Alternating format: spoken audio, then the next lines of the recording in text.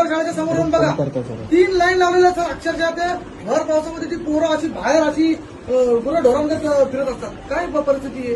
लाख लाख, दीड दीड, 2-2 लाख रुपये भरायचे आणि पोरांच्या सुरक्षिततेचं काय? तुम्ही ते शाळेवाले तपासतही नाही. आम्ही एका शाळेवरती टीका करत नाही, सगळ्या शाळांचं बोलतो. आरटीओनी तुम्हाला बंधनकारक केलं ना, एका व्हॅनमध्ये, एका रिक्षामध्ये किंवा एका बसमध्ये किती मुलं बसवायची आहेत, त्याला नियम आहेत ना. शाळा तपासणी करते का त्याचे?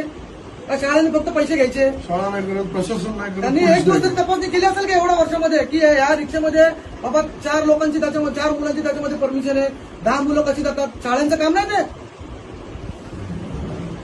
तुम्ही त्या शाळेने टाईट करा, त्यांना बोला तुमचा एक माणूस रोज तिकडे ठेवा. पोरं आतमध्ये येताना आणि जाताना तुम्ही चेक करा ना किती पोरं जातात त्याच्यामध्ये.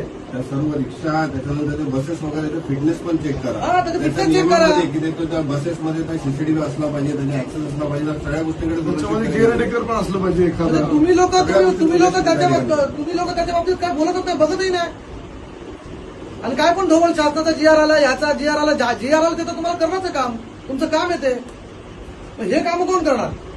साहेब, हे सगळं आपण काही घटना घडायच्या अगोदर करतो. तुमच्याकडे आता इथे कितीचा स्टाफ आहे? तुमच्याकडे किती स्टाफ आहे इथे? आपला स्टाफ शैक्षणिक कामासाठी किती आहे सर? एसएसएस 15 लोक आहेत. हा, मग 1-2 माणसं तुम्ही प्रत्येक शाळेत फिरू नाही शकत बघायला. एकाच तुमचं दिवशी काम नाहीये. एकदा करा ना साहेब. ही मुळे. मग अशी घटना कशाला होतात? ते वाहनं, रिक्षा वगैरे ना, या बऱ्याचशा बघा, ह्या सगळ्या ज्या शाळेच्या जी त्रुटी आहेत ना, ह्या तुम्ही स्वतः आयडेंटिफाय केल्या पाहिजेत.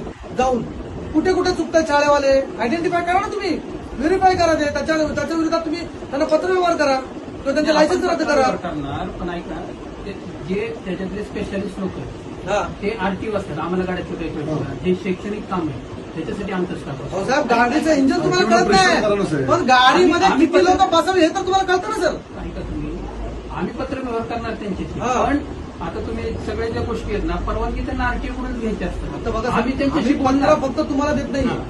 आम्ही आता ट्रॅफिक पोलीसला, आरटीओला पण 2 पत्र देणार. पण तुम्ही त्यांची कधीतरी एकदा तुम्ही गट शिक्षण अधिकारी म्हणून संयुक्त बैठक घेणार आहे का? तुम्ही आरटीओ वाल्याला बोलवा, ट्रॅफिकवाल्याला बोलवा, शाळा प्रशासनाला बोलवा, पोलीस स्टेशनला बोलवा आणि एकत्र बसून तुम्ही मिटिंग करा ना.